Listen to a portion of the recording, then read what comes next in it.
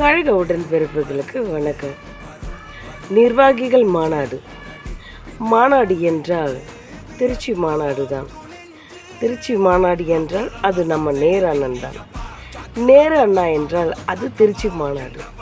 அந்த அளவிற்கு சிறப்பு வாய்ந்த மாநாடாக அமைந்தது. இந்த மாநாடு இந்த அளவுக்கு சிறப்பாக அமைவதற்கு முக்கிய காரணம் தன்னார்வ தொண்டர்கள். அவர்களுக்கு ஒரு கைத்தட்டல்.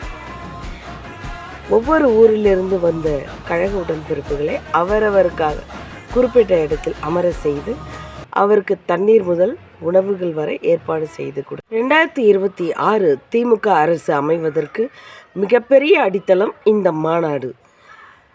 மீண்டும் முத்துவேல் கருணாநிதி என்னும் நான் என்ற அரியணையில் அமர்வார் என்பதற்கு இது ஒரு சிறப்பு சான்று.